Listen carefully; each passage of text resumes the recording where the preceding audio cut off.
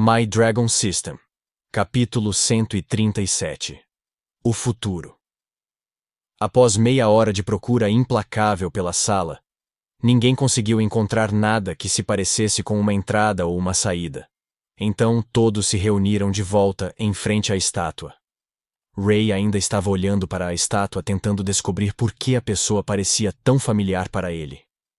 Ei, você acha que Ray está apaixonado? Dan sussurrou para Monk. Ele está olhando para aquela estátua há um tempo incrivelmente longo. Martha então surgiu por trás dos dois e deu um coque nas cabeças deles. Parem com isso, vocês dois. Então, de repente, eles ouviram um grito vindo de um dos cantos da sala. Droga, deve haver uma passagem em algum lugar. Quando o grupo se virou para ver quem era, descobriu que o barulho vinha de Gary. Gary parecia ser o mais frustrado entre todos. Bem, devemos voltar? Slivia perguntou ao grupo. Ray então apontou para a estátua. Debaixo da estátua tem uma passagem. Tá falado sério? Gary disse enquanto corria até a estátua e imediatamente começava a empurrá-la. Essa coisa pesa pra caramba, disse Gary. Vamos lá, vocês vão apenas ficar olhando? Dan e Monk então se aproximaram e tentaram empurrar a estátua de novo, mas ela não se moveu nem 1 centímetro como a porta de aço. Ray tinha realmente visto a porta quando ele entrou na sala. Não era como se ele não quisesse ajudar os outros, mas ele queria ficar e olhar para a estátua por mais um tempo. Ele sentia que quanto mais olhava para a estátua, mais ela o lembrava de alguém. Ray então caminhou até a estátua e os outros se afastaram. Ele colocou sua mão na parte inferior da estátua e, exatamente como antes, o sistema reagiu novamente. Você gostaria de entrar? Sim. Não. Ray escolheu sim sem qualquer hesitação. Ray sentiu que estava prestes a descobrir algo extremamente importante. A estátua começou a se mover para trás e embaixo dela havia outra escada para as profundezas que iam direto à escuridão. Até onde é que este lugar vai parar? Dan perguntou. Ao contrário da escada anterior, esta escada não descia em espiral e apenas conduzia o grupo direto para baixo, até que eles finalmente chegaram no final e deram de frente com um alçapão. Gary levantou o alçapão para revelar mais uma escada. O som de água correndo podia ser ouvido vindo de baixo. Eu vou primeiro.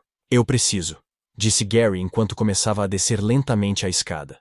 A escada levava a uma sala vazia ainda maior, cheia de nada além de pedras. A sala tinha 5 túneis no total, mas 4 deles foram selados com portas de ferro, semelhantes à primeira na entrada. Ray, você acha que pode abrir isso?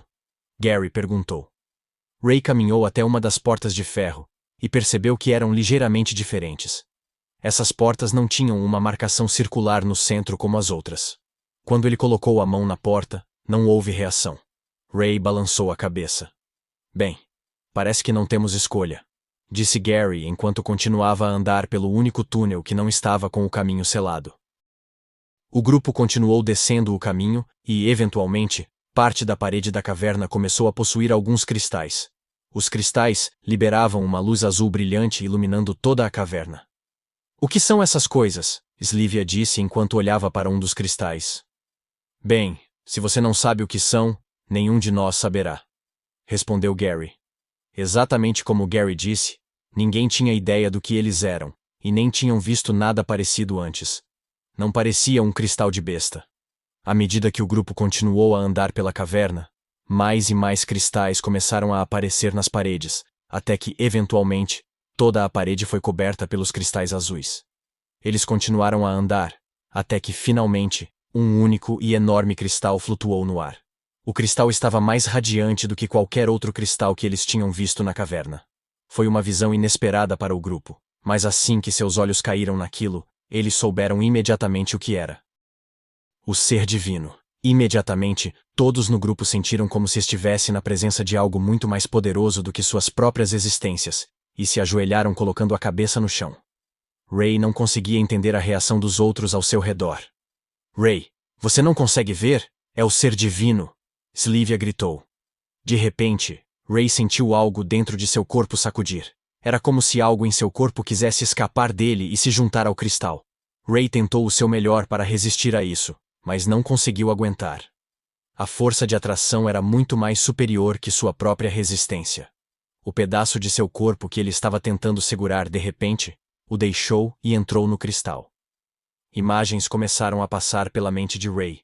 Eram imagens de destruição, tristeza e morte. Ray estava vendo um mundo onde a praga das sombras havia vencido a luta contra a humanidade, onde a praga das sombras governava toda a Terra. Não apenas os humanos se foram, mas todas as criaturas vivas foram juntos. Finalmente, as imagens pararam, e a parte de Ray que havia entrado no cristal foi devolvida a ele. O que é que foi isso? Então, de repente, Ray se lembrou de uma das imagens que tinha visto no meio dessas visões. Era uma imagem dele nesta mesma caverna. A visão mostrou a ele como uma das pessoas do grupo que veio junto com ele estava sendo controlada por uma força maligna obscura. Em sua visão, ele viu uma lâmina afiada envenenada perfurar suas costas. Lembrando de tudo isso, Ray foi se virar, mas já era tarde demais. A visão se tornou realidade, e ele já havia sido esfaqueado. Ray podia sentir a lâmina de prata afiada dentro dele. O corpo e as pernas de Ray começaram a ficar dormentes quando o veneno começou a fazer efeito. Ray então desabou no chão, mas conseguiu levantar a cabeça antes de ir sua visão escurecer completamente. Ele ouviu gritos e berros dos outros. Então viu Gary pular para o lado dele na direção de Jasmine. Jasmine tinha um sorriso no rosto enquanto suas mãos estavam cobertas de sangue. A última coisa que Ray viu foi Gary balançando sua espada contra Jasmine e decepando a cabeça dela antes que seus olhos escurecessem completamente.